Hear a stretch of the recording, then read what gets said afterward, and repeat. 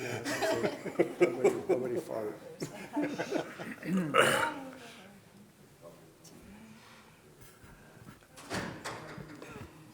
All right, ladies and gentlemen, we're going to go ahead and get this meeting of the Chaves County Board of Commissioners for November, or for October 27th started. If y'all would please stand.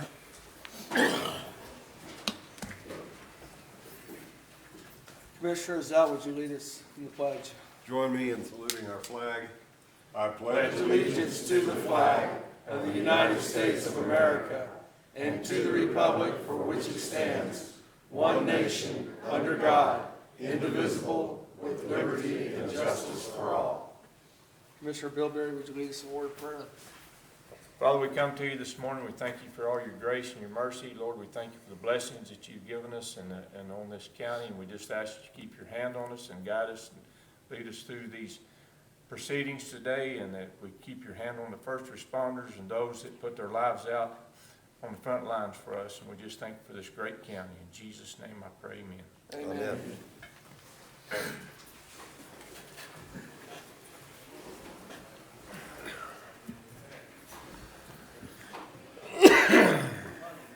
Miss Cindy, do we have a quorum this morning? Good morning, Mr. Chairman. Yes, you do. Thank you. Approval of minutes. Mr. Chairman, I move that we approve the minutes for September 15th. I have read them. Thank you, Cindy. You did a marvelous job. Second. We have a motion by Commissioner Dana and a second by Commissioner Taylor to approve the minutes from the September 15th, 2022 Chaves County Board of Commission meeting. Any further questions or discussion on it? Seeing none, all those in favor say aye. Aye. Any opposed, same sign. Passes unanimously. All right, Bill Williams, we have some proclamations this morning. Yes, first thing this morning, we have a certificate of recognition for Michaela Cormandy. Michaela Cormandy has been named the 2022 Chaves County Fair Queen. She has also served as the 2021 Chaves County Fair Queen. Michaela is a senior at Goddard High School, where she's an active member of both the Rustic Arrows 4-H program and the Goddard FFA chapter. She's been in the horse and rodeo program for 9 years and is a part of the national horse judging team representing 4-H this year. Michaela plans to major in equine science after she graduates from Goddard High School. The Chaves County Board of Commissioners wants to commend Michaela for continuing to be a valuable part of our community and recognize her publicly for her contributions. And so we have a certificate and some other items if she would come forward. Kayla, if you would come up. I don't know if you're going to be able to wear that hat and this crown together. So. Come on in here with the commissioners. Congratulations. Awesome.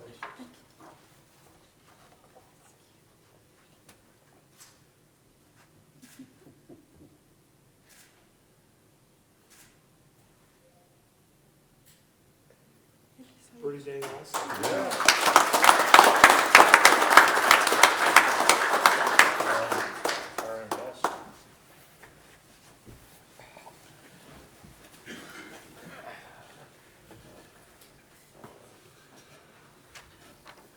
Do we have any other deals there?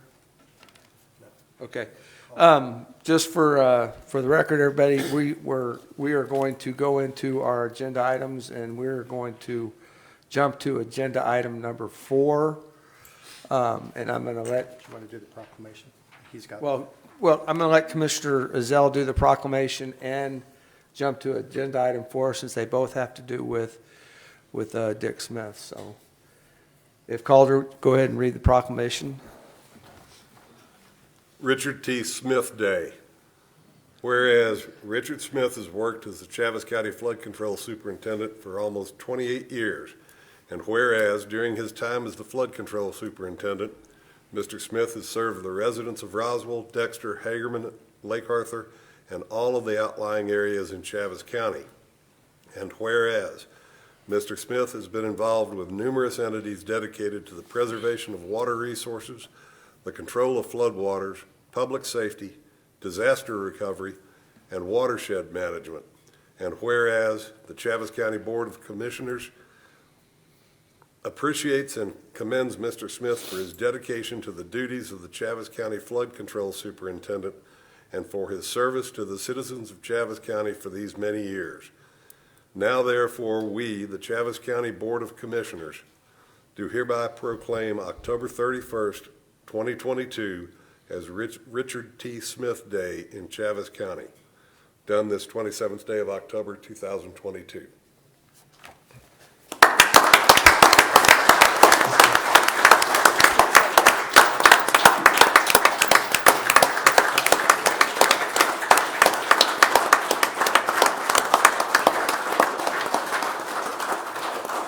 Can you make it up? Yes, I believe I can.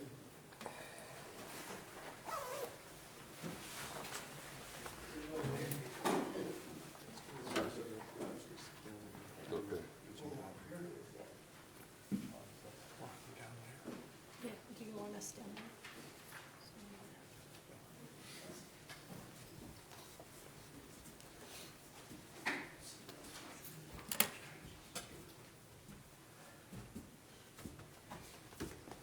I bet we're still running 250 CFS under our bridge. Really?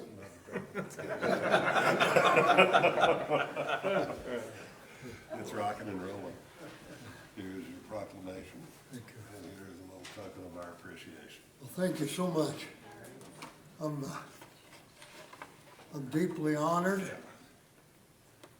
I'll cherish this moment for the rest of my life.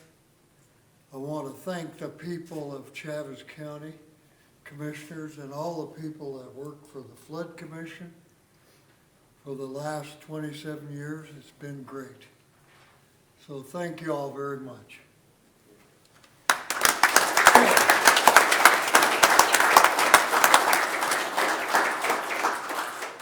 Mr. Chairman, Commissioners. Hey, Dick, don't go, please. Sit down right there. Sit down right there. Mr. Chairman, Commissioners, before Mr. Smith leaves, I would like to say that agenda item number 1 now, R-22-056, is for naming the flood control building. And I believe that Mr. Ezell has the resolution that he's going to read out loud as well.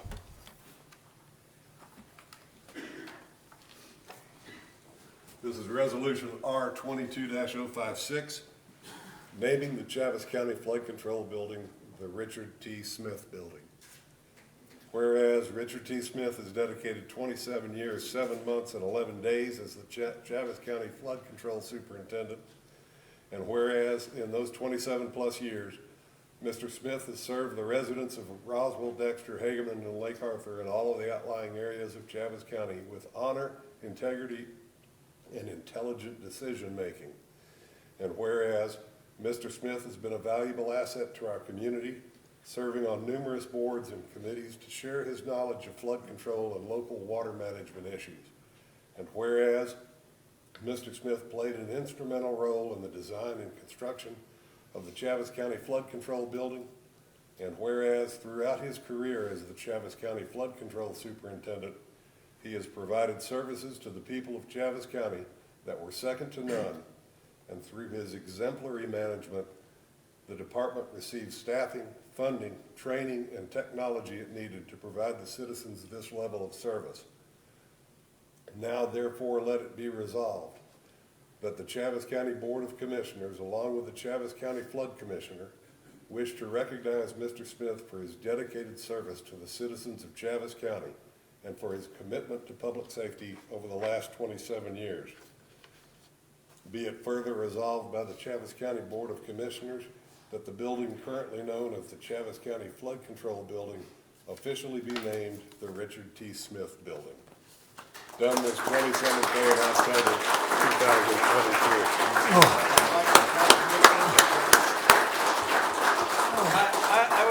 I'd like to ask the flood commissioner to come up for this photo as we take this vote. I'm speechless. I Do I have a thank you all motion? so much. Yeah, I'll make a motion. Second. So we have a motion by Commissioner Bilberry and a second by Commissioner Zell to approve agenda item number 1, which is actually number 4, which is resolution R-22-056 for naming of the flood control building. Richard T. Smith. Richard T. Smith. I was gonna go Dick T. Smith, but, you know. Anyway, congratulations. Thank you for all your I service. call for the question. I'll call for the vote. All those in favor say aye. Aye. Any opposed, same sign. Passes unanimously.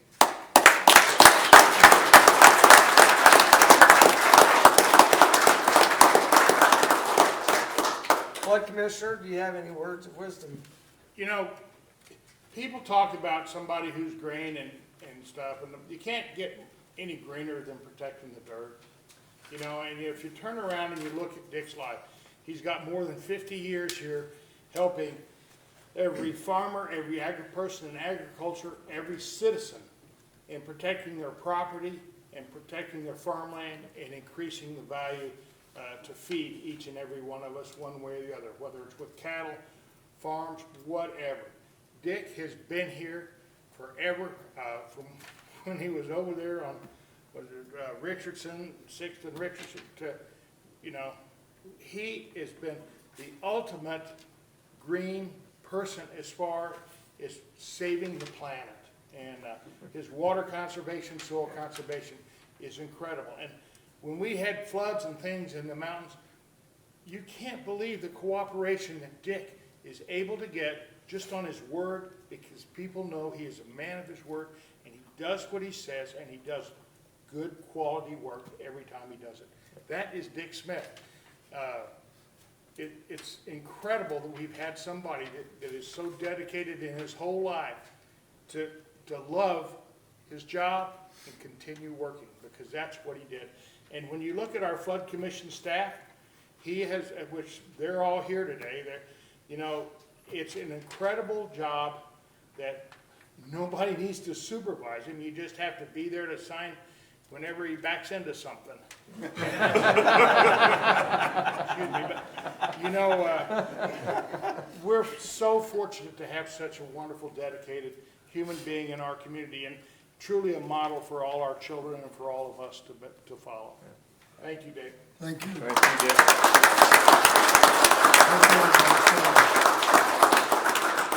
Dick, I hope you wrote some of this stuff down that you forgot, so that we'll all know. You know, you brought your lovely bride through, you better ask her to wave or something. Yeah, She's been with you a lot longer than the rest of us. yeah, yeah, 56 years.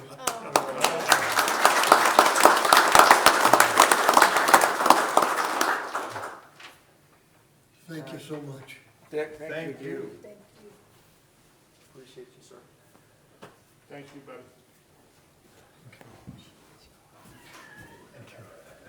Thank you, my friend.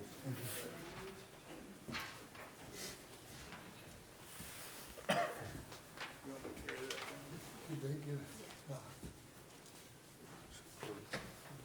Did I get it? Yes. Thank you so much.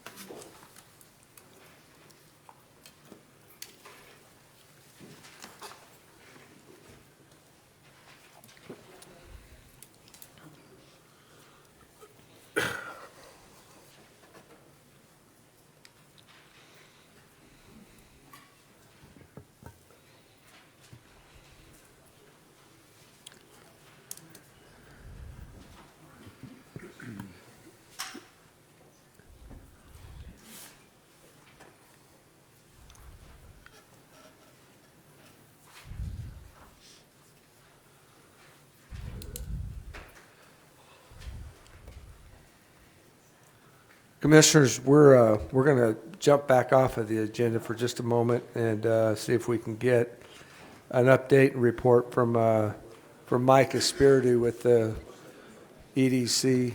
Mike, thanks for being here.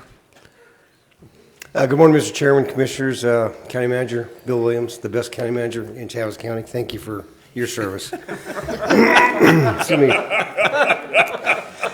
I'll be the only one, right? So, well, good morning. And first, let me, as always, say and share with you how much the EDC appreciates your work especially not only within the county, but also in the city of Roswell, to move this great region forward for the benefit of all the people that choose to live here and hopefully will choose to live here in the future. We appreciate all your support and kindness.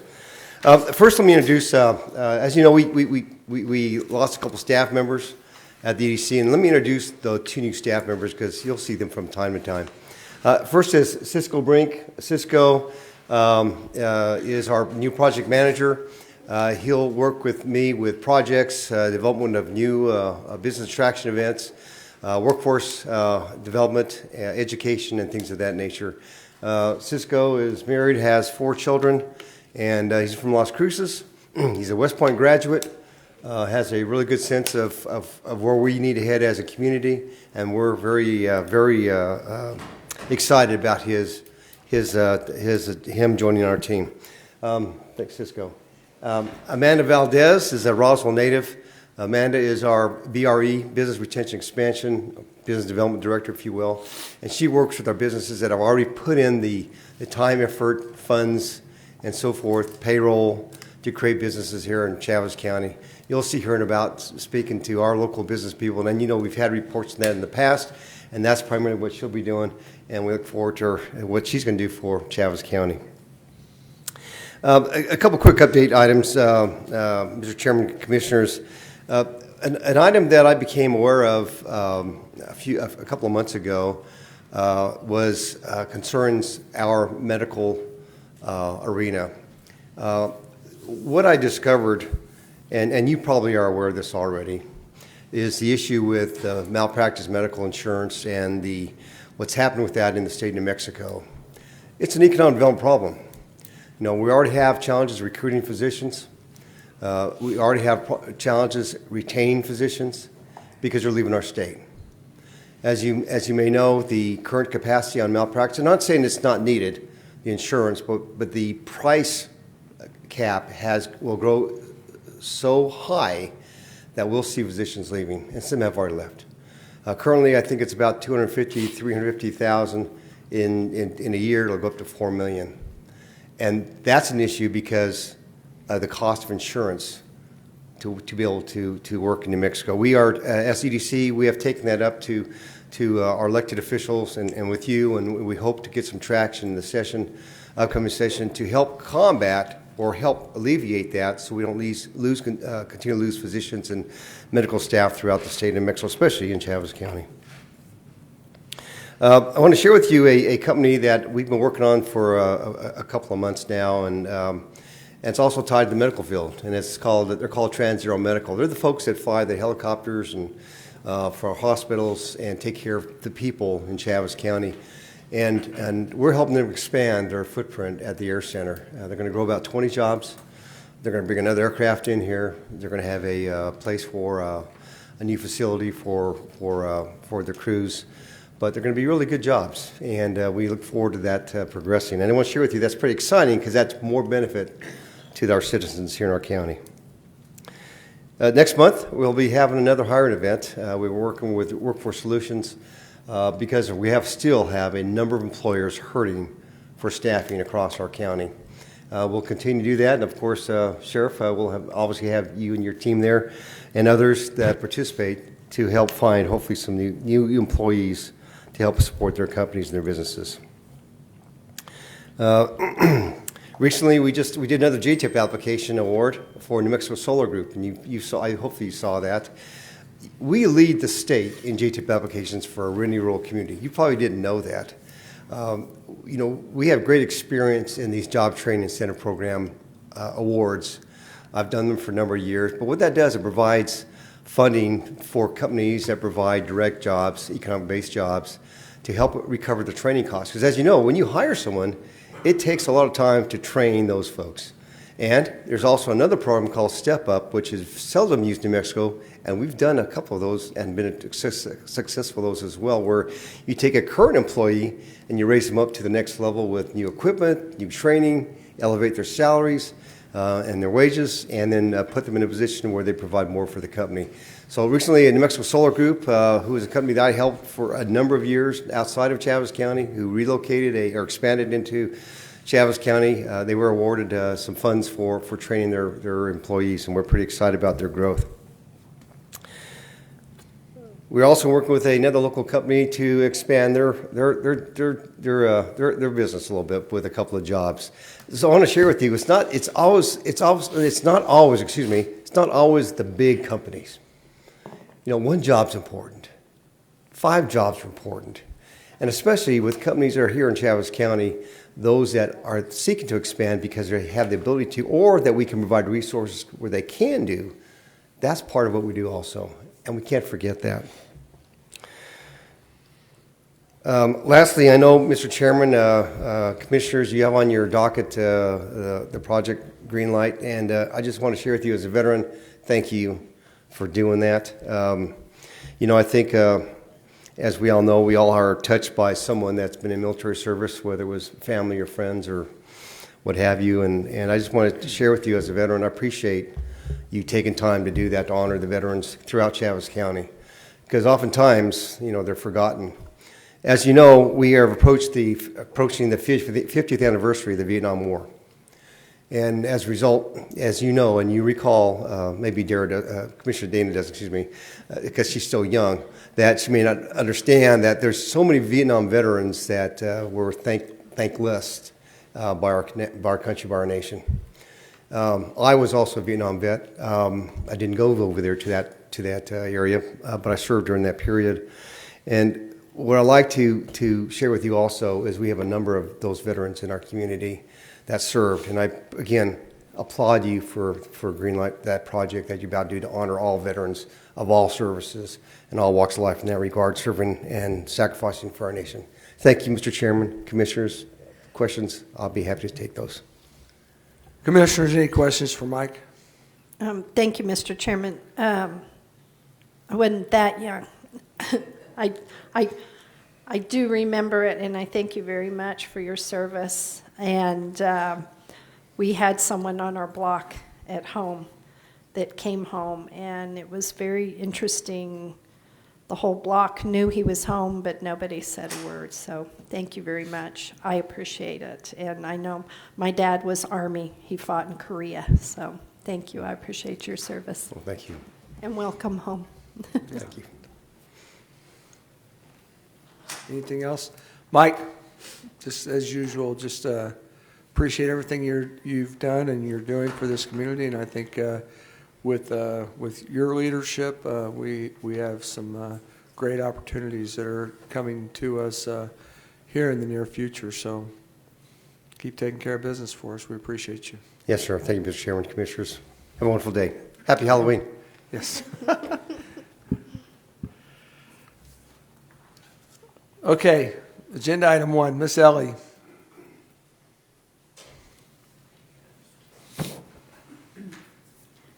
Good morning, Mr. Chairman, County Commissioners. As to agenda item number 1, the ratification of agreement A-22-0041 between Chaves County and the New Mexico Transportation Traffic Safety Division. The Chaves County LDWI program would like the ratification approval for the fiscal year 23 agreement between Chaves County and New Mexico DOT. The amount awarded for fiscal year 23 is $15,178. This amount will partially pay for one of the, DWI Court Compliance Officer salary. The term of this agreement will be from July 1st, 2022 through June 30th, 2023. Staff recommends approval. Commissioners, any questions for Miss Ellie? Mr. Chairman, I move that we approve agreement A-22-041, ratification between Chaves County and the New Mexico Transportation Department Traffic Safety Division for our DWI compliance officer. Second. A motion by Commissioner Dana and a second by Commissioner Ezell to approve agreement A-22-041, ratification between Chaves County and the New Mexico Transportation Traffic Safety Division, and the amount awarded for 23 is $15,178. Any other questions or discussion on this? Seeing none, all those in favor say aye. Aye. Any opposed, same sign. Passes unanimously. Thank you. Thank you.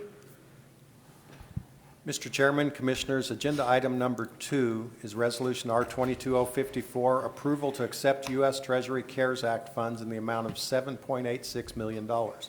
This resolution is requesting approval to accept $7,860,890.40 in CARES Act funding from the Local Assistance and Tribal Consistency Fund as an eligible revenue-sharing county. These funds are derived from the formula in Section 605 of the CARES Act. These funds are targeted towards counties that have incurred financial hardships due to federal government policies over the last 20 years. In large part, this comes down to the not fulfilling funding for PILT over the years, or SRS not being funded and it coming out of the PILT funds. And so staff would recommend approval of Resolution R-22054. Commissioners, any questions for Bill? I would just say real quick that we were going to have Robert Widener here, who takes care and helps us a lot with some of this stuff out in Washington, D.C.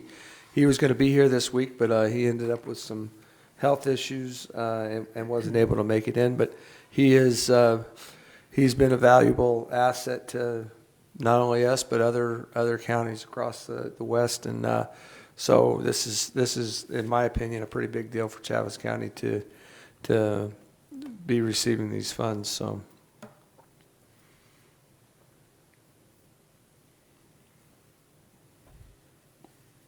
Mr. Chairman, Commissioner Zell. I move approval of Resolution R-22-054, accepting the CARES Act funding in the amount of approximately $7.86 million. Second. I have a motion by Commissioner Zell and a second by Commissioner Taylor to approve Resolution R-22-054, which is to accept U.S. Treasury CARES Act funding in the amount of approximately $7.86 million. Any further questions or discussion on this? Seeing none, all those in favor say aye. Aye. Any opposed? Same sign. Passes unanimously. Thank you. Mr. Chairman, Commissioners, agenda item number 3 is Resolution R-22055, supporting Operation Greenlight for Veterans. This resolution is requesting support for Operation Greenlight for Veterans to honor their immeasurable sacrifices to preserve our freedom. Operation Greenlight for Veterans salutes and honors veterans who have transitioned from active service. Upon passage of this resolution, Chaves County will display green lights in both the Chaves County Courthouse and administrative buildings for the month of November.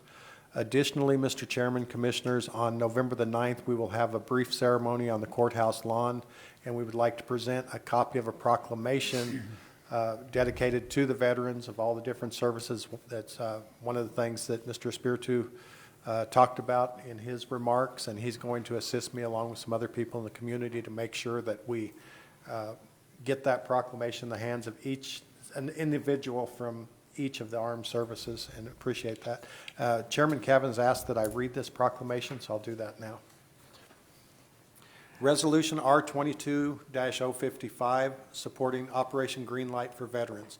Whereas the residents of Chaves County have great respect, admiration, and the utmost gratitude for all the men and women who have selflessly served our country and community in the armed forces, and whereas these contributions and sacrifices of men and women who served in the armed forces has been vital in maintaining the freedoms and way of life enjoyed by our citizens, and whereas Chaves County seeks to honor these individuals who have paid the high price for freedom by placing themselves in harm's way for the good of all, and whereas veterans continue to serve our community in the American Legion, Veterans of Foreign Wars, Veterans Transport Service, religious groups, civil service, and in numerous other organizations, and whereas approximately 200,000 service members transition to civilian communities annually, and whereas an estimated 20% increase of service members will transition to civilian life in the near future, and whereas studies indicate that many service members experience high levels of stress during transition from military to civilian life, and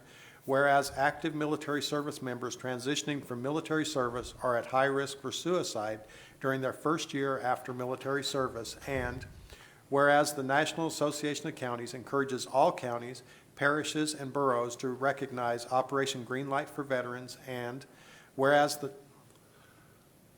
Chaves County appreciates the sacrifices of our United States military personnel and believe specific recognition should be granted. Now therefore be it resolved with designation as a green light for Veterans County, Chaves County hereby declares the month of November 2022 a time to salute and honor the service and sacrifice of our men and women in uniform transitioning from active service.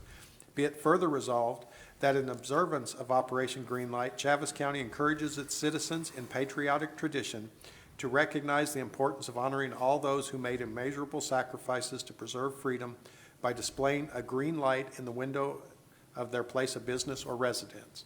Done this 27th day of October 2022, Board of Chaves County Commissioners. Thank you. Mr. Chairman, Commissioner Taylor. I move approval of Resolution R-22-055 supporting Operation Greenlight for veterans. Second.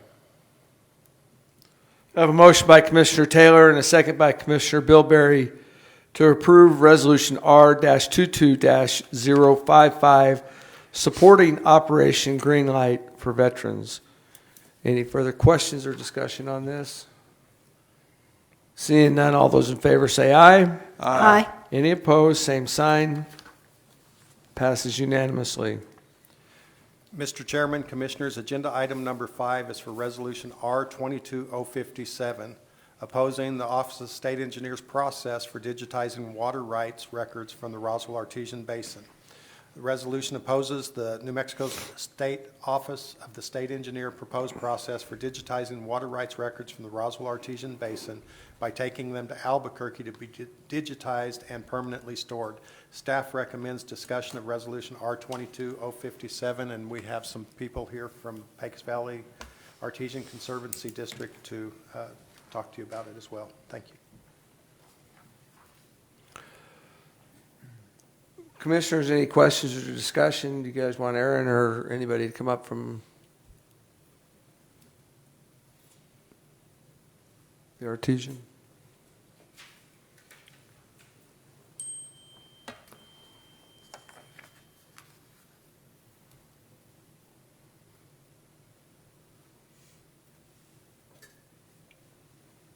Why don't we get a little briefing on the meeting for those that weren't there?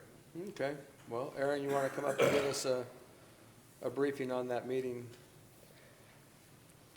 Mr.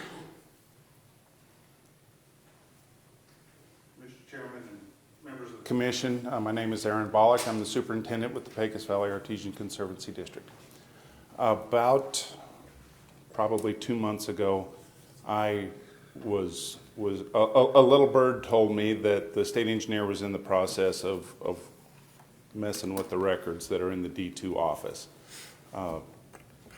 Since then, I asked the state engineer and his staff to attend our last board meeting, and we had a pretty lengthy conversation about what they're doing and why they're doing it. As a result of that meeting, the state engineer agreed to form a committee, if you will, a work group, to address what was going on and how they would move forward. And he also agreed to cease the operations that they were beginning, and nothing would happen until we had had a chance to visit with them and kind of come to some terms as to what's going on. I think it's important that the commission understand what is going on. The intention, the goal, the purpose for this whole operation is not only to digitize those records, but to abstract them. And I'm probably going to make a mess of this here, but I'm going to try and explain it as best I can, because it's not rocket science. It's much more complicated. All the records that we have were put together in a chronological order. So it's easier for me to not think of those as a well record or a water right record, but to think of the files.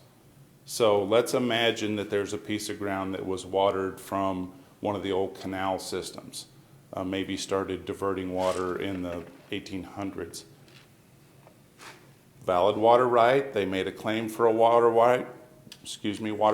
The state engineer granted a permit. When it was adjudicated, it became a water right. Since then, they quit diverting from that and they drilled a well. Now that water right has a well associated with it. In the Roswell Basin, they're given what we call an RA number, the Roswell Artesia Basin number. So that well now has a water right and a well both associated with this person. Now maybe it changes names. Maybe when the well failed on that particular RA number, the landowner decided to drill an exploratory well to make sure they could hit water before they filed to move their water rights to this new well. Well, they were able to do that there. They got the water that they needed, and then they go back and they file an application to move their water rights into this other point of diversion. Now you've got a single water right that has two RA numbers associated with it. Meanwhile, over at the state engineer's office, they're creating files in a chronological order. So in order for someone to understand what the status of that water right is, you may have to go into their office and pull several folders from several different locations. Because they were done in a chronological order, you may have files from 1900, 1950, 1970, 2022. So it can get complicated, and you have to ferret out each of those folders that make up that file. So the process of abstracting then is to reorganize all of those particular documents and put them in an order of action, so that when you need to look at your particular water right or someone else's particular water right, you're able to see everything that happened to that there from the time that it was declared to present day. So having said all of that, I can't stress enough how important it is that this work get done. Digitizing it as a result of it being abstracted is just going to be really convenient, so that you wouldn't have to go out to the D2 office to see what is on file for your records. You'd be able to pull it up via their website. The trick on this here is who does the abstracting. And that's where it's a little bit of a ticklish conversation as to how we get this done. As you all know, we have a pretty thriving oil and gas industry in this part of the world. And the people that are really good at abstracting files are really unlikely to take a position at the state engineer's office for the salary that they're willing to pay or obligated to pay under the rules that they operate under. What that translates to is that you might not have the best person for the job trying to abstract these files. And I don't think anybody that's been in those files would disagree with me when I say these are some of the most complicated files in the state. It's certainly the busiest office in the state. These water rights are not stagnant. They're always moving. There's always new things happening. So we really want the state engineers A-team doing the abstracting. So now let's go back and examine what they're proposing. They're going to put them in a box and they're going to take them to Albuquerque and they're going to lay them out on a table and they're going to go through them and they're going to rearrange them and then they're going to digitize what they've done. Now you have an abstracted file. Now they're going to put all those folders back in the box that they come in and they'll go into the archive storage in Albuquerque. Those files are important to every water right owner in the valley. And so the position of the PVACD is we won't necessarily fight tooth and nail for the fact that you want to move those files to your best people to do the abstract, but we want a copy left here before you go. And so through our preliminary conversations with OSE staff, it sounds like that's a proposal that they're going to be receptive to. And there's still a lot of details to work out, but I foresee it being theoretically possible that the PVACD staff make a complete copy of everything that they would like to move before it moves. And then after it moves, now we still have a question mark. And this is an Aaron idea. This isn't a Pecos Valley Artesian Conservancy District idea. I haven't taken this to the board of directors, so this is just an idea. But the idea has occurred to me that as you all know, I'm in the process of building a new facility for me and my staff.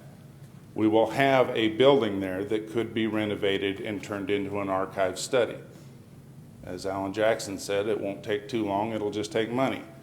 So if we can get the legislature to appropriate some funding, I think it would be worth proposing to the state engineer that we then bring those original documents back to my office and we store them in that facility. Again, this has been approved by no one, but I think it's an idea that would be worth proposing. So hopefully I hit the high points here, and I'd be happy to stand for questions.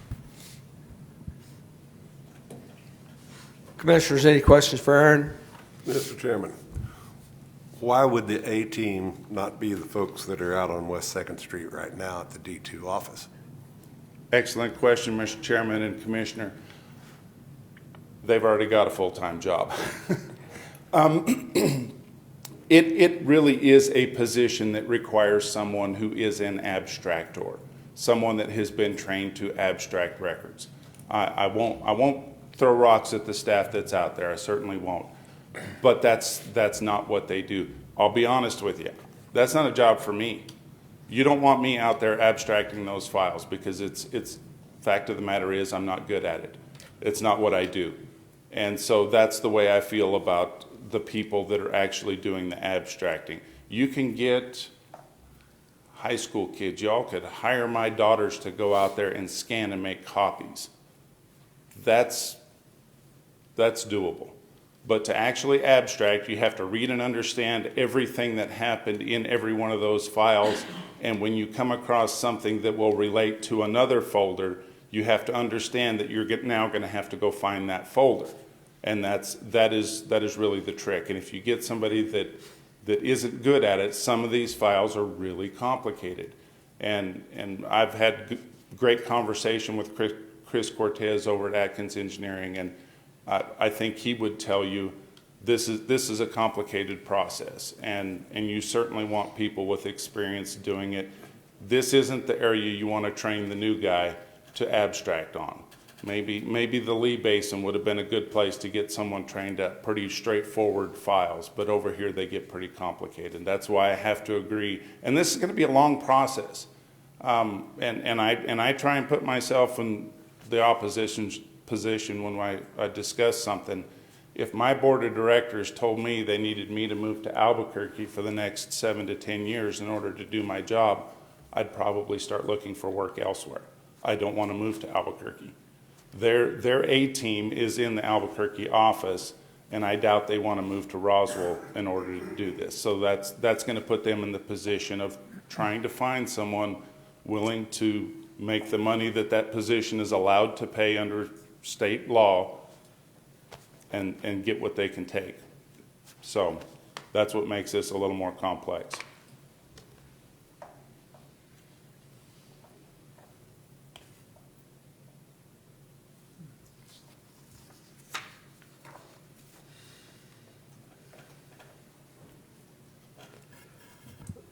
So Aaron, let me see if I can get this correct on what you think or how you think this should happen. Are you proposing that we copy and do the copying work here and then send those up to Albuquerque and then have them send them back?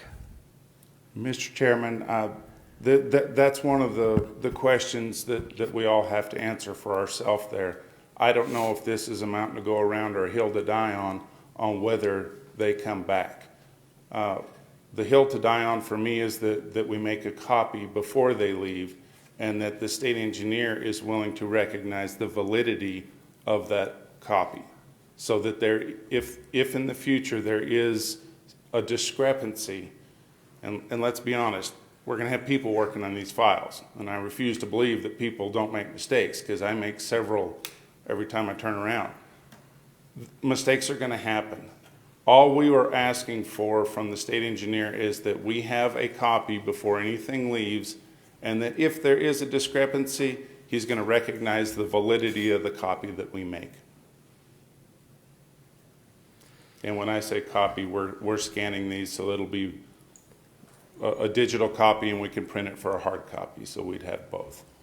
Right.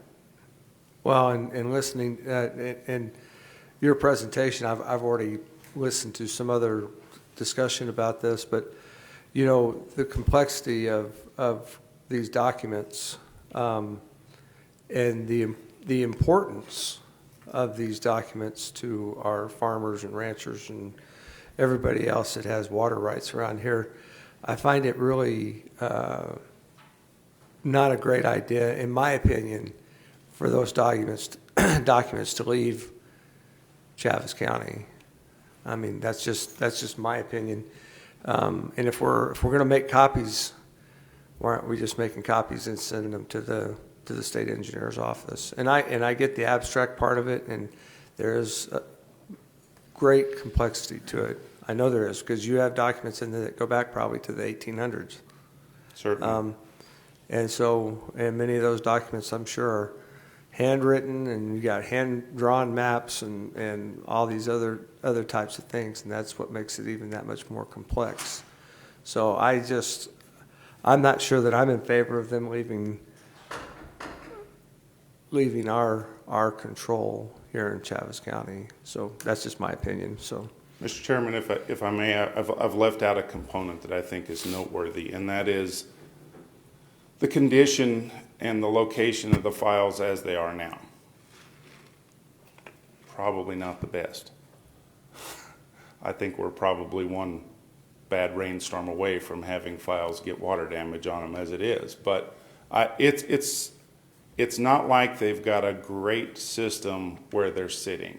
I don't know if it has a fire suppression system. If it does, I would imagine it's a water fire suppression system.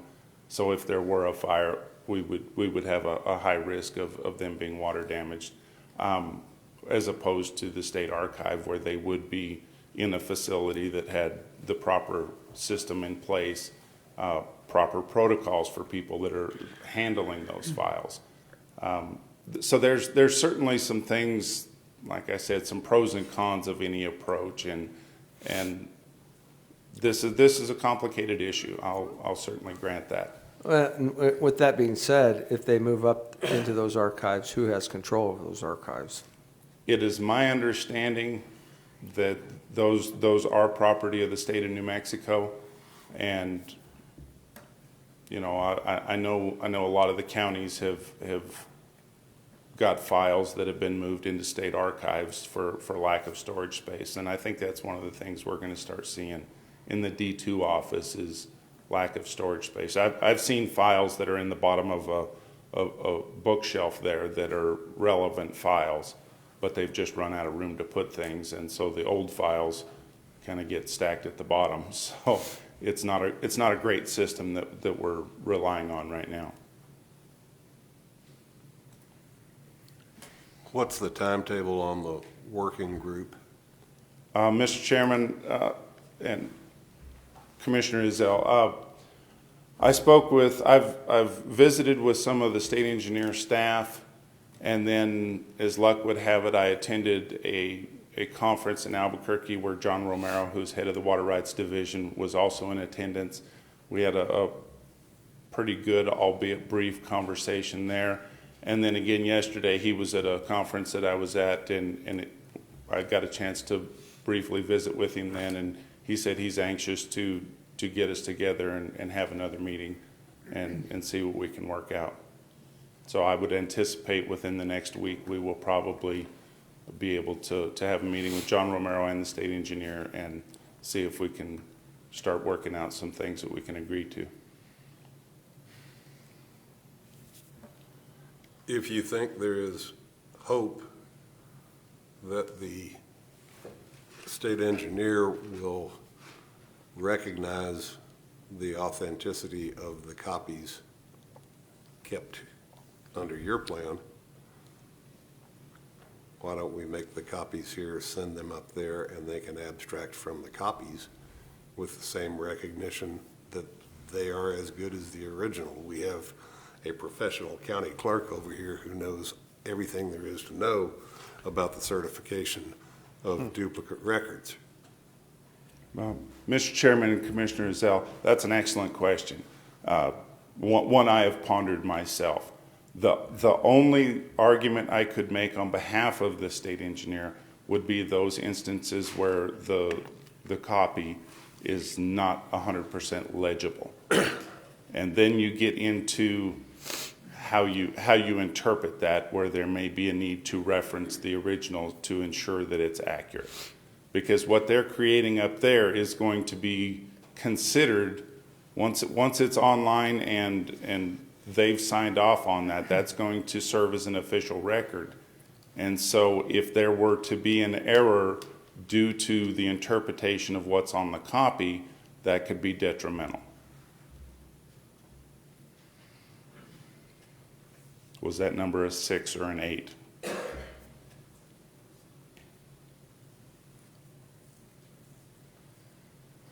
Don't send up bad copies.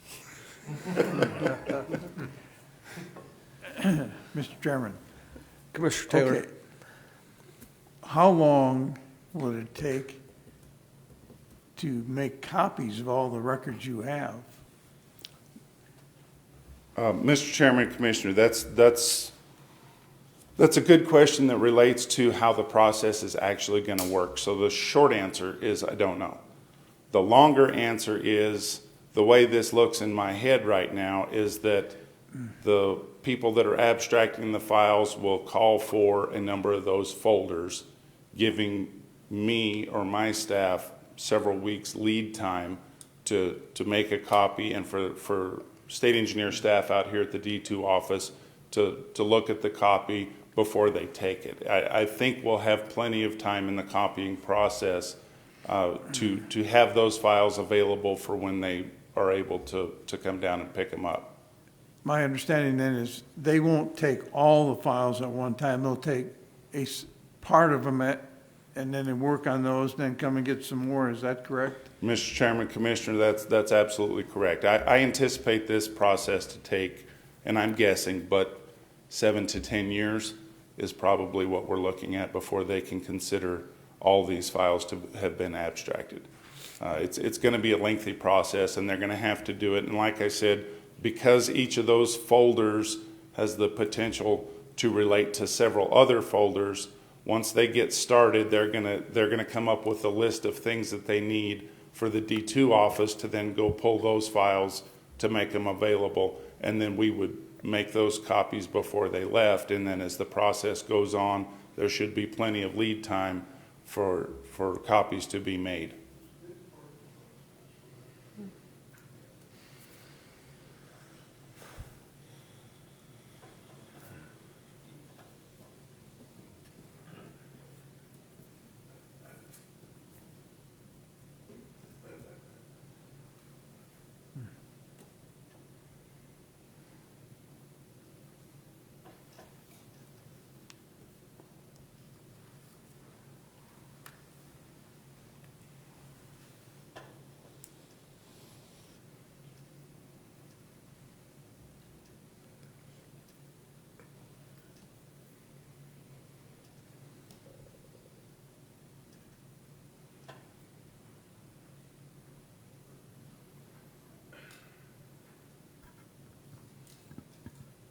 Mr. Chairman,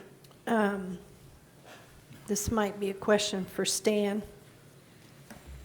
If we pass this resolution opposing those records being taken out of Roswell, can the state engineer just come down and say, okay, so you oppose it, but we're still going to take them? Yes, Commissioner. They could. So really, we're just voicing our opposition and taking our historical documents out of Chaves County. Correct. Thank you, Stan.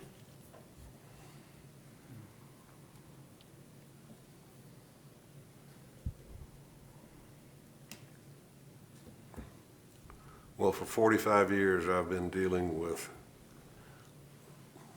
oil and gas records, which are very similar to water rights records. And when they go to BLM to be archived, it's like sending them off to die.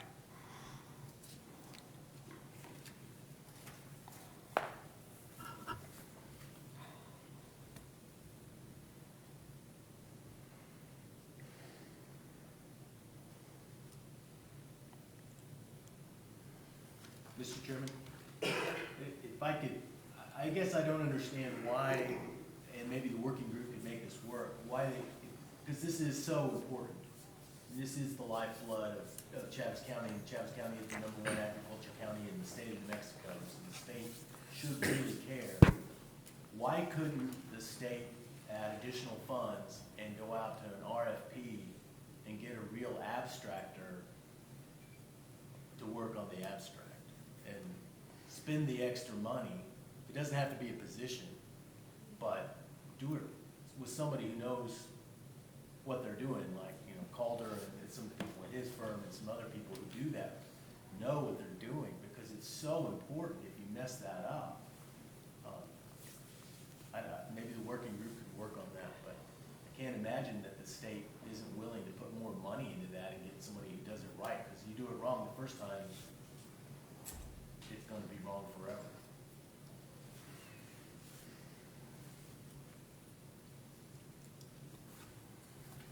And waterproof file cabinets are a lot cheaper than a lost water right record.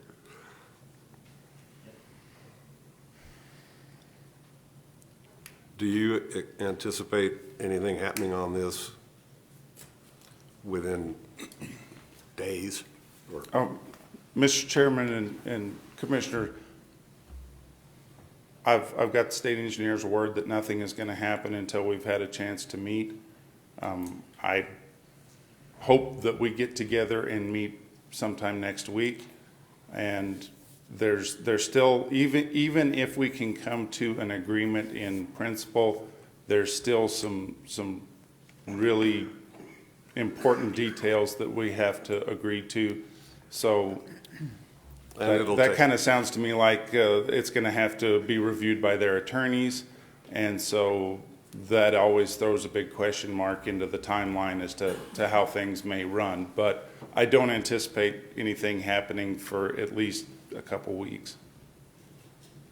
And then it would take, Decade. even after a plan was agreed on, it would take a while to even start to implement the plan. Mr. Chairman, Commissioner, yeah, I think this is, if this is completed in 10 years, I would be happy that they were able to get it done in that time. It's going to be a long process. And to the point I made earlier with these being complicated, as soon as they digitize that file, then that becomes the file proper, but everything that comes in behind that then has to go into those digital files. So all the activity that goes on at the district office is added to the workload of those people that are working on these files. Not only are they needing to abstract them, but they need to keep them current in their digital form. And so that's why it's realistic to say this takes time. And maybe to answer your question, that might be something that the state engineer would recognize as being too troublesome, and because we had this conversation with the abstractors, that those files keep evolving. So you can't just go in, do it, and say, I'm done, because everything that happened from the time you started to the time you're done has added onto the pile. So technically they're never done as long as those files are active. And so it's, like I said, it's complicated.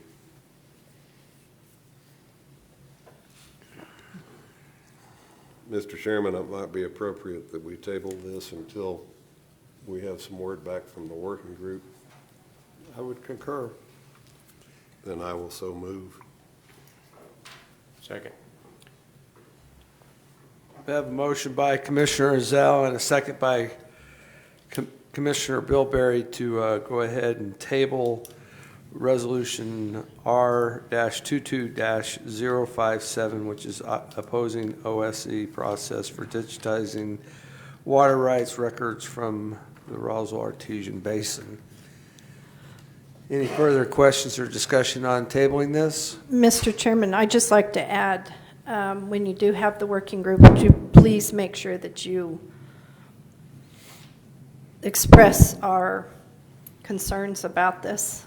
Mr. Chairman, Commissioner, absolutely. And I was just thinking of when it would be appropriate to make the following statement. I certainly appreciate this commission's interest in this.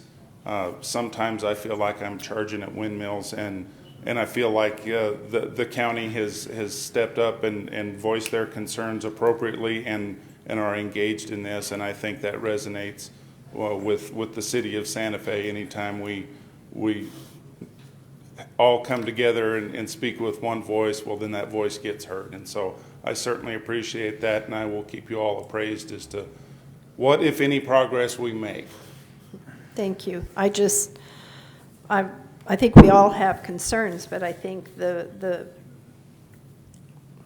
like Stan and others have said, what about coming down here and doing it here? I mean, thank you. I appreciate you bringing this to us, but please, you're our voice. Make it loud, dear. Make it loud. Thank you. Mr. Chairman, Commission, I appreciate you letting me speak today, and be happy to speak with anyone anytime on this issue, and I'll be communicating what the state engineer tells me. And as you all know, there's quite often a need for some give and take, but I need to know which direction to be shooting, and I think you all have pointed me in the right direction. So I appreciate that. Thank you. Another thing you might, no pun intended, put upstream is if water rights owners could be notified well in advance that their file was targeted for digitization, they might want to hire an Atkins engineer or something to go get a personal copy before it goes away. And if the OSE would afford that, Mr. Chairman, and that might make it more palatable, Commissioner, to some of us rednecks. I know quite literally dozens of people Atkins is covered up that are doing that already. That are doing that, and that's not a bad idea. I certainly wouldn't advise anyone not to do that there. Regardless how the negotiations go, you need those official copies in your possession anyway. And that's part of the conversation I had with some of their staff, was this idea this shouldn't be a big deal because these are your water rights and so you should have a copy. And to that I said, you have to understand that you've been the custodian of these records for over 100 years. People feel confident that those records are still where you told them you put them. And so you can't just push this back onto the water right owner and say, well, you should have had copies. And I think that the records that are there, it's super important that we maintain that data set, because we've been doing this longer and better than anywhere else in the state, and I don't want to see that wasted. So I won't take up any more of your time. I appreciate the opportunity to speak. Y'all have a great day. Thank you, Aaron. Thanks, Aaron. Thank you. So we have a motion and a second to table. Any further comments or discussion? Seeing none, all those in favor say aye. Aye. Any opposed, same sign. Passes unanimously. Thank you, Mr. Chairman. Agenda item number 6 is for Resolution R22-058, approving changes to the personnel chart. This resolution incorporates the removal of one of the building inspector code enforcement officer positions and an addition of the assistant planner position. Charts A1 and B have been updated to reflect the change. Staff recommends approval of Resolution R22-058. And I'd just like to add quickly, when a couple of months ago you allowed us to add the electrical inspector position, then we no longer needed this alternative building inspector position. It was designed about a year ago, I think, to be the person that would follow up when the building inspector was on vacation. They could do the job for them as an alternative duty. We no longer need that with the new position you gave us last year, so we want to downgrade that back to assistant planner position like it had been previously. Thank you. Commissioners, any questions for Bill? Mr. Chairman, I move we adopt Resolution R-22-058, approving changes to the personnel charts. Second. I have a motion by Commissioner Zell and a second by Commissioner Taylor to adopt Resolution R-22-058, approving changes to the personnel charts. Any further questions or discussion? Seeing none, all those in favor say aye. Aye. Any opposed, same sign. Passes unanimously. Thank you. Mr. Chairman, Commissioners, the last agenda item I have is number 7. Resolution R22-059 supports the filing of an amicus brief on the 2022 Mexican Wolf 10J rule. This resolution supports the filing of an amicus brief with the Arizona, New Mexico Coalition of Counties to oppose the 2022 Mexican Wolf 10J rule as proposed by the U.S. Fish and Wildlife Service. Staff recommends approval of Resolution R-22059, and I stand for questions. Commissioners, any questions for Bill?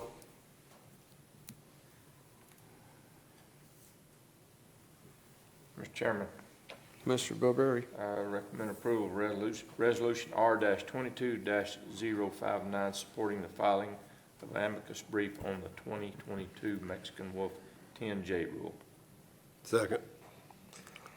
Got a motion by Commissioner Bilberry and a second by Commissioner Zell to approve Resolution R-22-059, supporting the filing of an amicus brief on the 2022 Mexican Wolf 10J rule.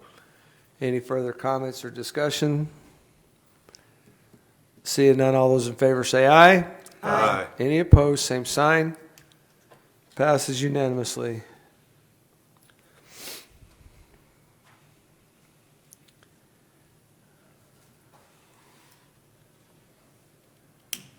Santa. Hi. Hello. Good morning, Mr. Chairman and County Commissioners. Travis County went out for ITB 22-2 for the asphalt oil distributor truck. We received 2 bids back, one from Sierra Machinery in the amount of $315,647 without GRT, and another from Arnold Machinery Company, $313,695.66 without GRT. Staff has reviewed the specs, and we are requesting that we award to the second low bidder, which is Sierra Machinery, since Arnold Machinery did not meet bid specs, and we will constitute a price agreement to order with your approval. Joe, did you go with leather interior? Is that where the, okay.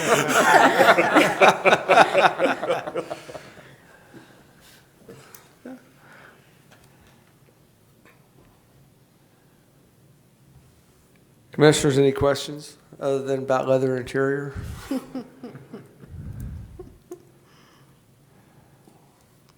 Mr. Chairman, Commissioner I Bilberry. recommend approval of the ITB-22-2 asphalt oil distributor truck. Second. Awarding the bid to the second low Yeah. bidder, Sierra Machinery. You got it. Looking for it. Right.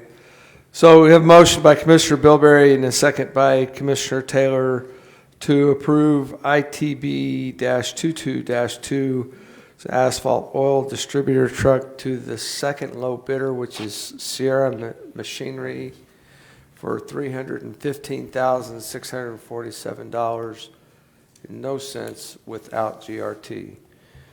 Any further questions or discussion? Seeing none, all those in favor say aye. Aye. Any opposed, same sign. Passes unanimously. Thank you. Thank you. XM radio?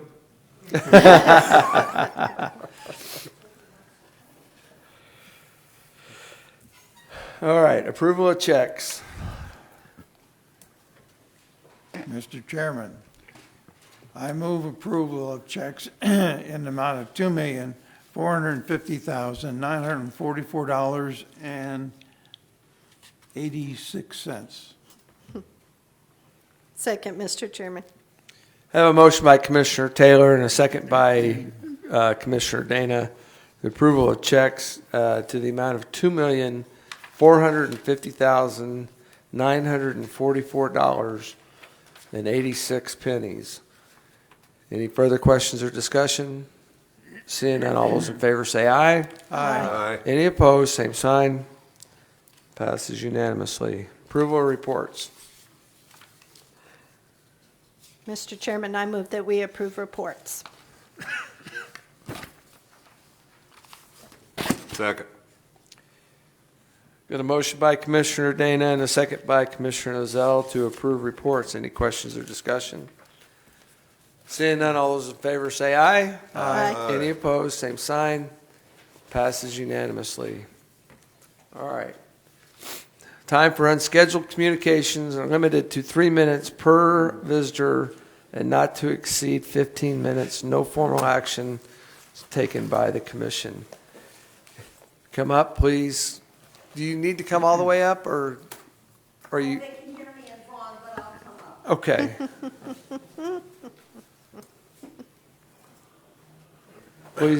Please state your name and your address for the record. Good morning, Commissioners. Rita Kane Dorhofer, very narrow, unstriped, Chicago Cubs mailbox, Mark Road.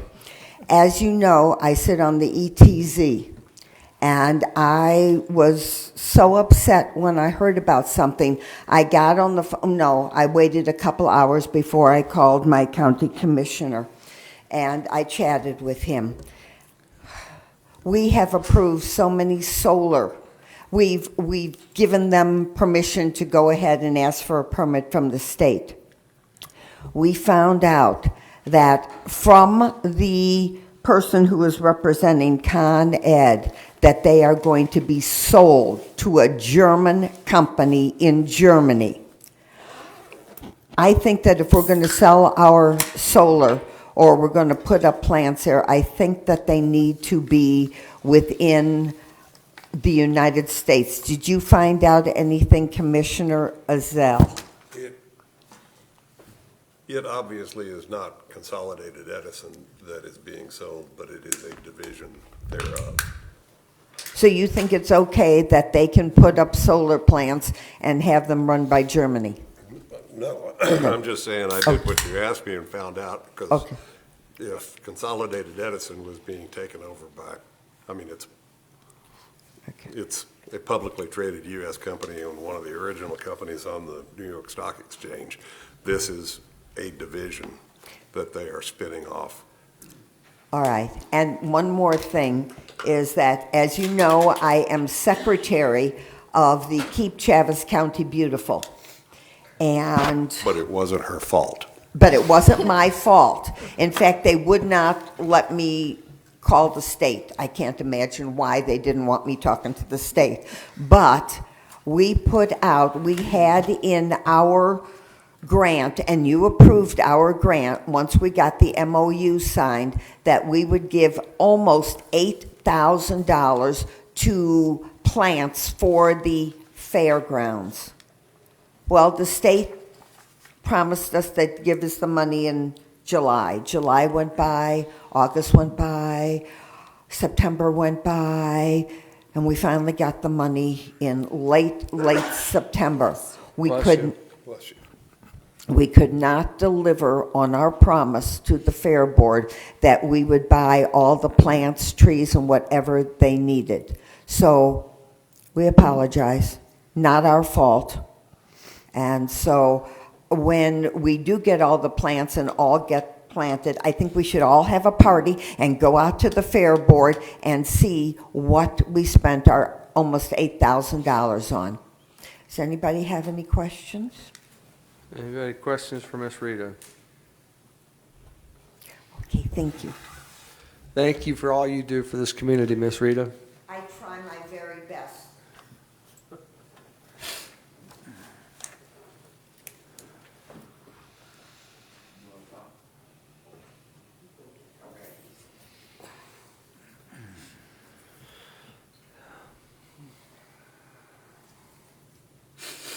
My name is Marvin Clements, 6102 Kincaid. It's out here by the base.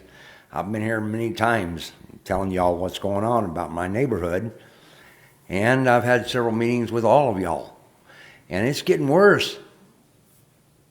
People dying, people getting arrested, dragging cars up and down the pavement, scratching the pavement. Went to your road people, explained to them what's going on.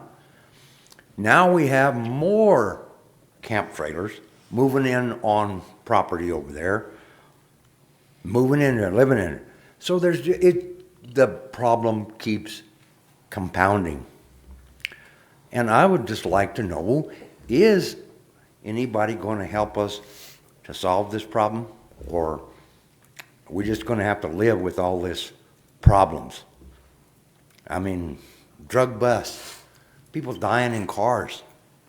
I don't know what else. It doesn't make us, any of us, feel very protected out there because I don't know what we can do or what the law is. But if we have ordinances, we need to have somebody that's willing to make these people abide by these ordinances. If we got ordinances and nobody's going to make them do anything, it's just a lawless community. And that's not cool. So, I know I got another lady here who wants to talk, so I won't take any more of your time.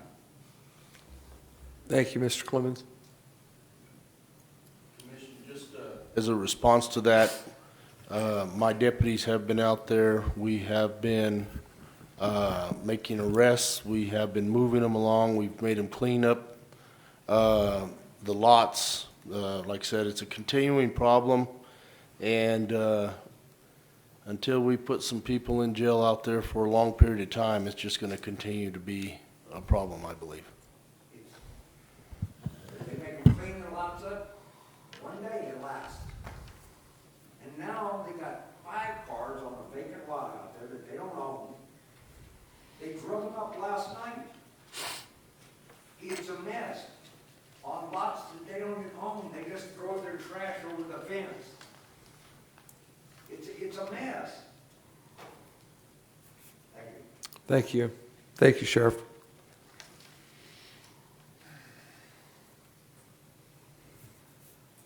Good morning.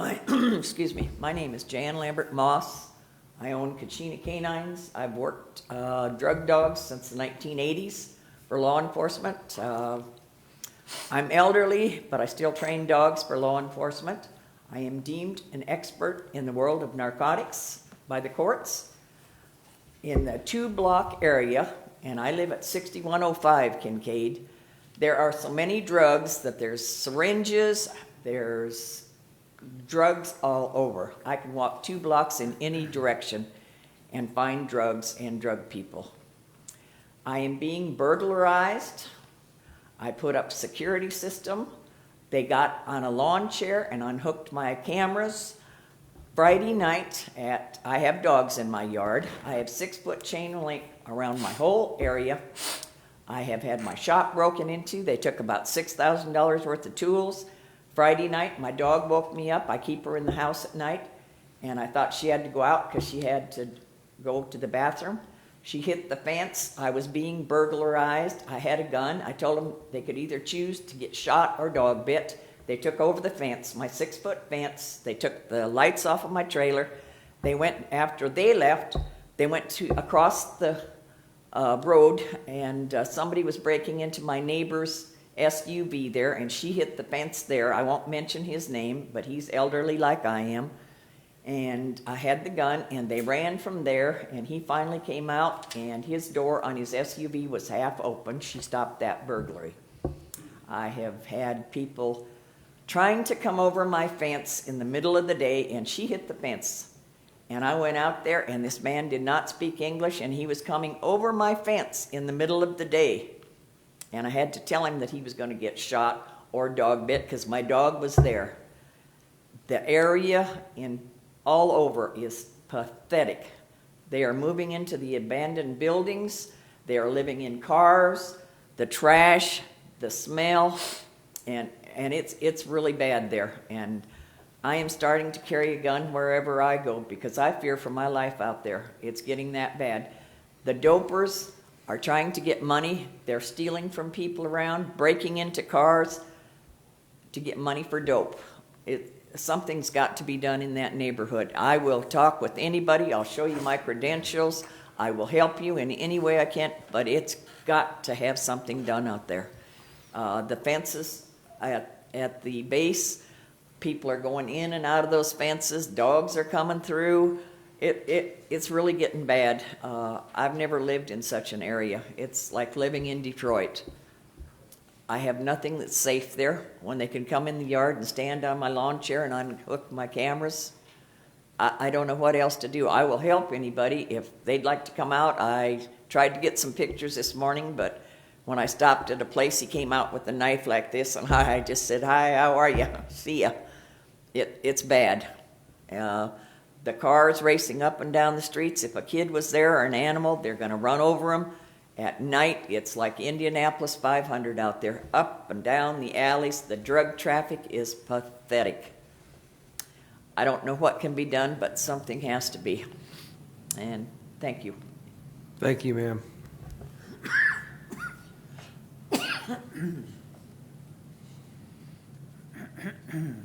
Come on down, Miss Charlotte.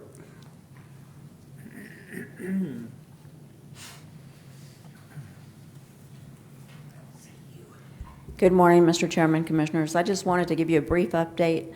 The 2022 property tax bills will be mailed out today. We are in tune to collect $37.7 million for this year, for this collection period. And of course, we will try and maintain our 99% collection rate and distribute to the authorities that we collect for. We will continue to improve processes for the taxpayers. We've gone out to a different credit card company, which is providing lower rates, and we are just improving the process for the taxpayers. So I have been putting notices out. There will be notices in the newspaper as well to inform the public of those tax bills going out. When can you start paying those taxes? We actually accept prepayments beginning June 1st of every year, and that is to help the veterans and also our senior citizens in making monthly payments that work towards the first half of the tax bill, so they're not hit with just a lump sum right before the holidays. So we accept payments currently, and those begin June 1st of every year. Thank you. Thank you.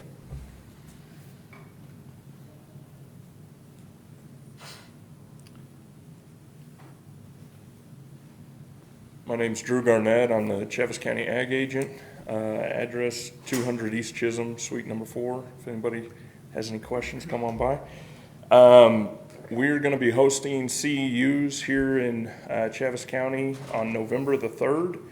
And it'll be at the Eastern New Mexico State Fairgrounds at the newly dubbed Hobson's Hall.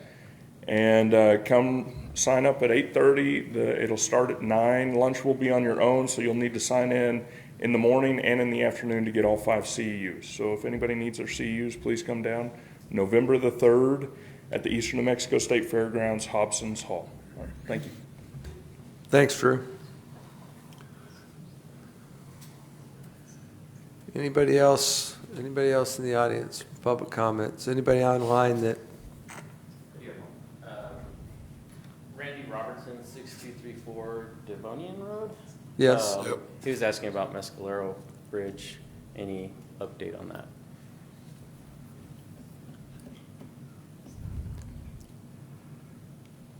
Joe, you have anything on that? It's a city bridge. It's a city bridge, yeah. Yeah, I was just going to say, I didn't know if we could help the city out with that by giving any information that we know of, so. Mr. Chairman, my understanding is, because I received a call on this too, so I did call and talk to somebody with the city. They're still waiting on the money from the governor's office. I know she was down here giving 1.7 million or whatever, but my understanding is they have not received that money yet, so they're still waiting on that before they can start. Okay. Sheriff Harrington, number 1 St. Mary's Place. I just want to introduce you to my newest deputy, which is Cody King. He's right here in the back, and I just want you to see him, so that's all that I have. Welcome aboard, Cody. Cody, thank you for serving this community. Thank you. Appreciate you.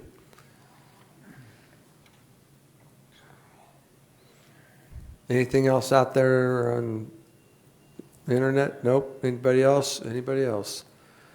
Going once, going twice. Oh, Justin Porter. Come on.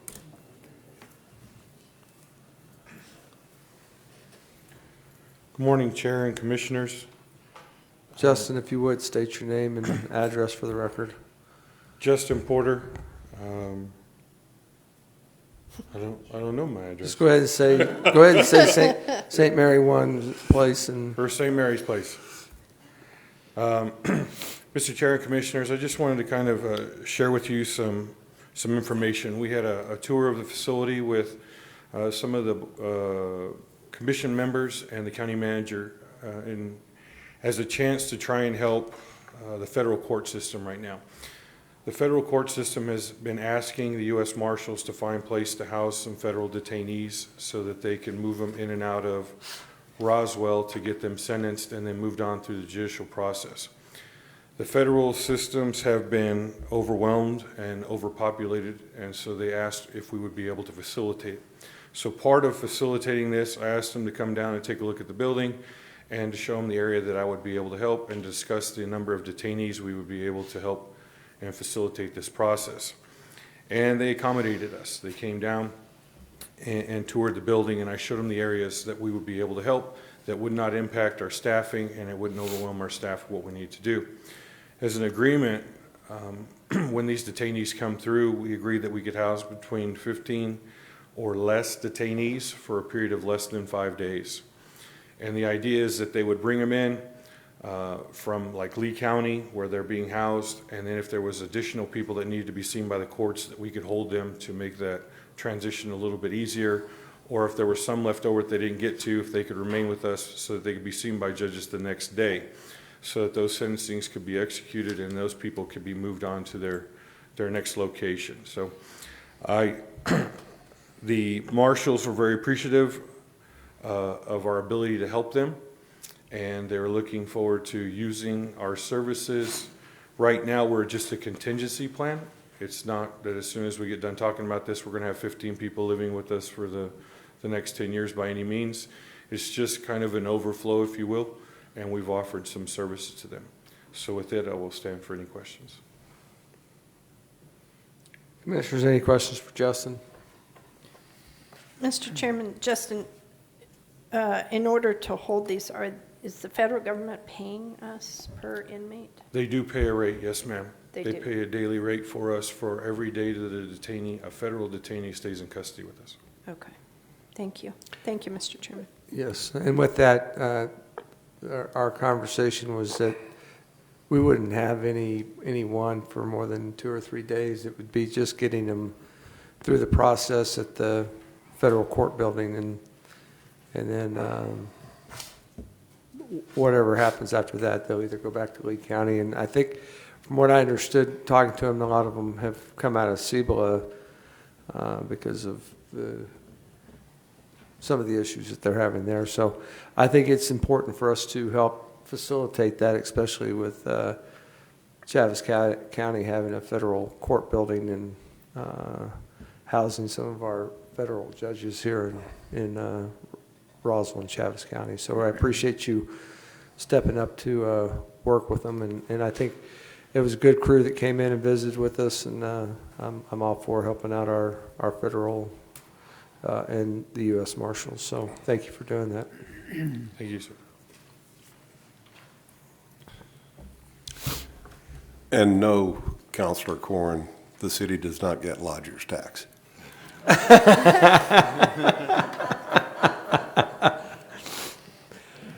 Okay.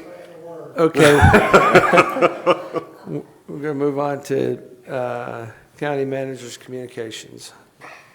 Mr. Chairman, Commissioners, adding to what Mr. Porter just said, we got an email yesterday that Lincoln County detention rate is going to increase to $85 for us with an additional escalator of 5% each year. So in the near future, we may want to look at our rates again. Unfortunately, we're some of the best rates you can get in detention in the state of New Mexico, so we may want to evaluate that at some point. I want to thank all the flood control staff for showing up this morning. We made a lot of comments about Dick and the great job that he's done, and he's trained every one of those people that were here this morning, and that's why they do such a great job, and I want to thank them as well. Operation Greenlight, the Project Greenlight, the Veterans Appreciation Proclamation. I mentioned Mike Espiritu and some others in the community are going to help us put on a small presentation on November the 9th, 2022. We'll advertise when that's going to happen, probably going to be over the lunch hour. We won't make an official county commission meeting, but we want to certainly invite commissioners to this public event. We just want to thank the veterans from all the different services for their duty that they've done for us over the years, and make it kind of special. We haven't done anything in particular for the veterans in a few years, so we want to do that. Yesterday, I traveled to Clovis and sat on a Farm Bill roundtable with Senator Ben Ray Lujan. There were people from all over the eastern part of the state talking about what their needs were in the Farm Bill. A lot of agriculturalists had a lot of very good information. We had discussed this prior to me going over, Commissioner Bilberry and I, and of course we agreed with anything that improves production or helps farmers to increase production, reduces the regulations, red tapes, and certainly anything they can do for dairies, because I mentioned to them that the dairies here are becoming a thing of the past rapidly. But I did bring up the fact that where we're the most concerned probably outside of all the great things that were brought up by the agricultural committee, our community, the Title II issues in the Farm Bill, said we don't want to see the Farm Bill become a political football over climate change when it should continue to be a Farm Bill. And the Title II programs, we certainly appreciate CRP programs, EQIP programs, conservation easements. We think that all those have a place in our communities, but not in perpetuity. We believe that if a lot of the Farm Bill programs for conservation easements are a 10-year term. We agree with that because that gives a person an opportunity to try it out, see if it works on their farm. If it does, they can reapply for the program again. But once it's in perpetuity, then it just opens up additional regulations for each of those farm holders to be inundated with additional regulations on ESA and from Fish and Wildlife, additional buffer zones that start to affect their ability to produce food, fiber, and minerals on their lands. It was also brought up by a member of the New Mexico Cattle Growers Association that 30 by 30 and any initiatives that remove large blocks of land from private ownership to become public lands is not a good thing when we're all trying to produce food, fiber, and minerals for the world, and certainly for the United States. So that was an interesting meeting. Senator Lujan was very receptive to all the comments that were made, and I was very pleasantly surprised to find out that he had actually spoken to the administration on some of the points in the 30 by 30 and asked that those be lessened. Hopefully, we're asking for the same ones to be removed and replaced. Want to thank the PVACD for their work in protecting the integrity of the water rights in the Pecos Valley. And let's see, I think the last thing that I have is next month, New Mexico County is going to come and do a presentation on the problems faced by detention centers in New Mexico. Along with that, we're going to have a company that wants to come and do a presentation for you. They're working with Curry County, Roosevelt County, Quay County. I think there's a couple of other counties. They're wanting to build a mental health facility in Curry County, and I think it piggybacks really well on the detention center problems that they're going to talk about next week. But they're going to tell us kind of the direction they're trying to head in Curry County and just make us aware of it in case we wanted to participate in any manner, whether it's with the planning or whatever. But that is a good thing to have a mental health facility in a reasonable distance from here where we could transport people to or have them sent over there to get the help that they no longer can get. I guess Las Vegas isn't even open anymore. I'm not certain about that, but it's a very limited number of people go there for sure. That's all I have. Thank you for all that you do. I really appreciate each commissioner and all the people that are in the audience. Thanks. Thanks, Bill. And I think, and maybe someone can correct me, but I think the Las Vegas facility is still open. It's just pretty difficult to get anybody in there, so. It has to be by Court order? Right. Well, anyway. Commissioner Taylor, any closing comments? You know, as commissioners, we get to address many issues, sometimes controversial, but this morning, I think was the evidence of a very pleasant situation where we were able to honor Dick Smith. This is one of the greater opportunities, or one of the pleasures of a county commissioner, that we were able to honor a man like Dick Smith, and I think naming that building was really appropriate. The other thing I'd like to say is the elections are coming up. We're less than 2 weeks away from the election. It's a right to vote. Exercise it. I encourage every registered voter to please go vote. Regardless of your political affiliation, you can't complain if you don't vote. Don't complain then about what the elected officials do. This is your opportunity to go and vote. And I think there's been controversy about the voting machines. I would like to say that I think that we have an excellent staff in our county clerk's office. They've done a great job with elections in the past. In fact, if you look down through history, Chaves County has always had an excellent staff in the county clerk's office, and I think our elections are above board, they're honest and straight, and I don't think you have to worry about whether your vote's going to be tabulated correctly.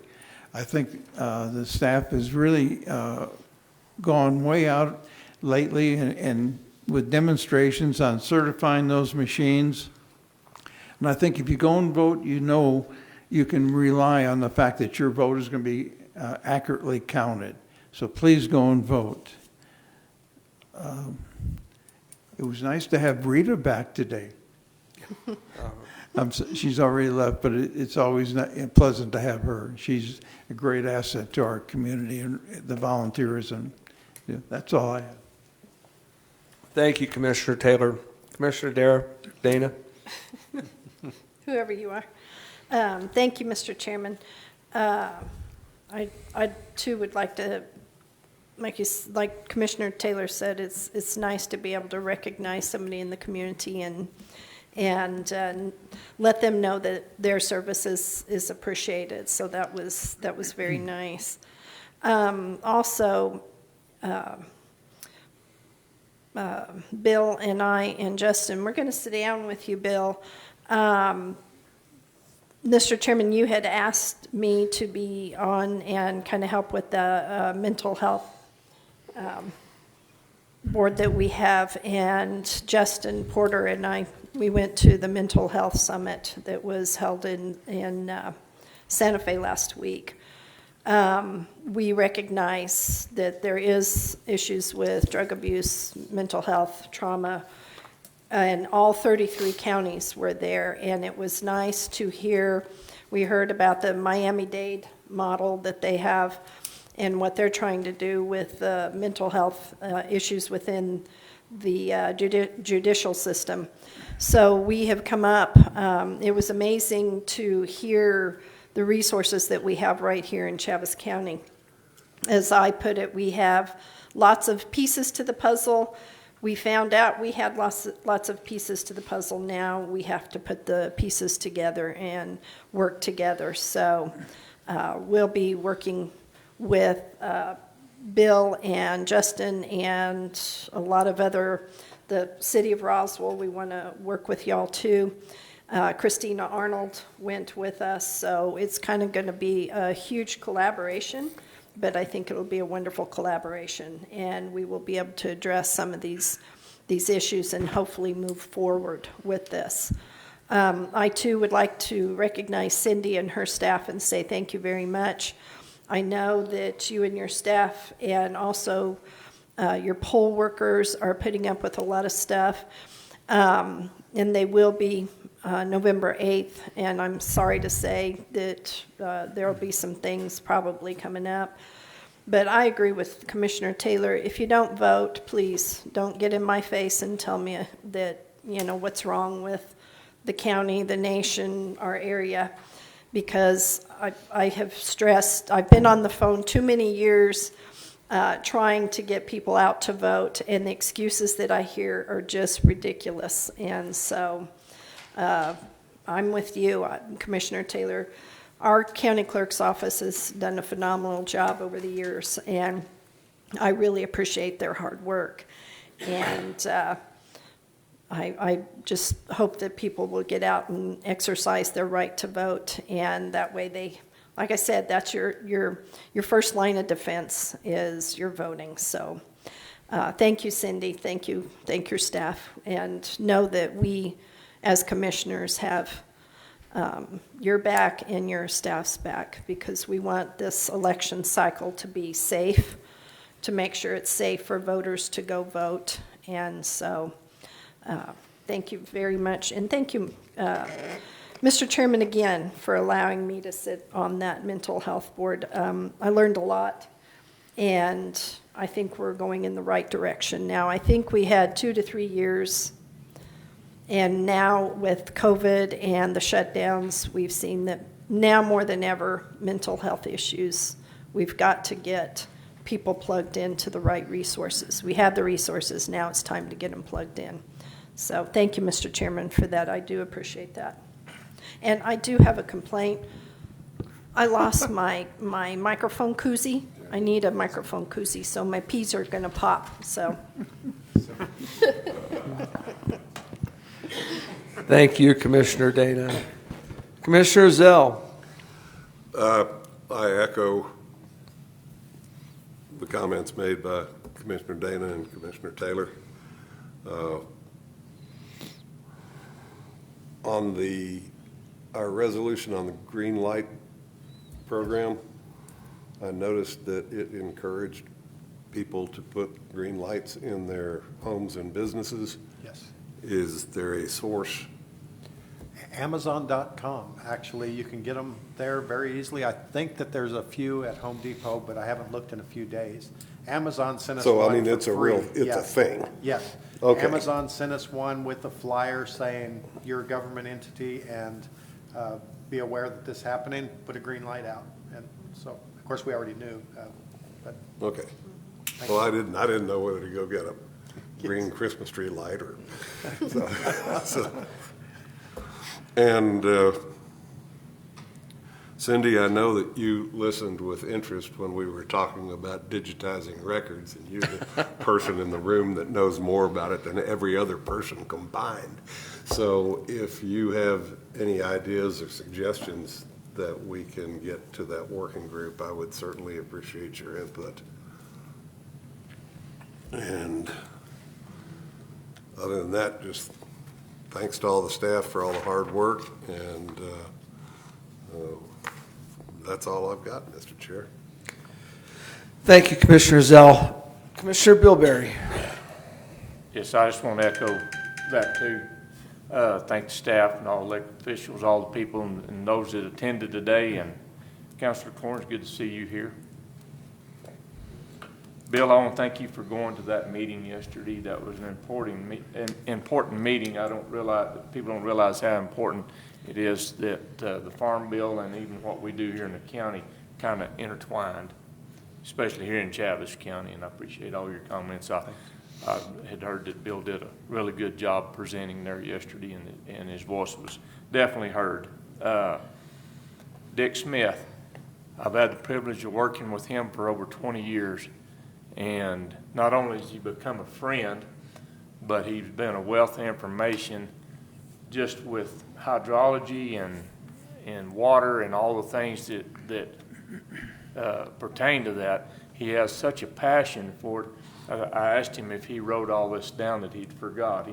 Somebody needs to sit with a tape recorder or something and let him just tell stories about how all this came about, how it was put together, because he's just a true historian on the water in the Pecos Valley. the veterans, I appreciate all that we're doing. I did not know about the green light. There's a travel back and forth through the Fort Sumner Valley all the time, and there's a house on that road, and I wondered why in the world it had a green light in the window. I go through early in the morning, but that's why. I know now why it's there. I've always wondered. But anyway, Cindy, thank you for you and your staff and all that you're doing and your business. Thank you for all of that, and I'll turn it over to you. Thank you, Commissioner Bilberry. And I would just concur and agree with all the comments that have been made by the fellow commissioners. We have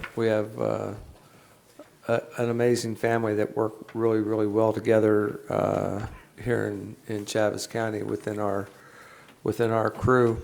One of the things that I'm really happy with, and Commissioner Dana kind of commented to Christina Arnold being at the Behavioral Health Summit. And, one of the things that I see, and this is as I'm fixing to step off of the county commission, but I think that we are at a stage now for Chaves County and for this area that is really momentous for us, because the city of Roswell and Chaves County are working together on a lot of different things, whether it's economic development stuff or behavioral health stuff, or I think we're there as far as a lot of our other emergency personnel stuff. So it's really huge for us to be working together, and so I really appreciate the fact that we have folks that are on the city council,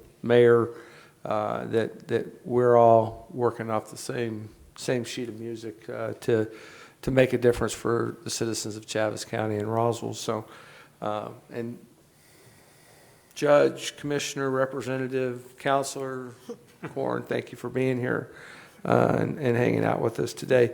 Had several meetings between today and our last meeting in our New Mexico counties. Mike Espiritu brought up the medical malpractice deal that's really is crushing for us as a state, and hopefully our 60-day session we'll definitely have some new legislators up there. I don't know who all's up there, who's going to be up there, but hopefully there's some common sense that will come to the table and take some of these. I won't put any one person on, but when you have trial lawyers that are running the House, makes it real easy to set the table for House Bill 4 and some of this other stuff to put us all under the gun in a financial liability across the state. So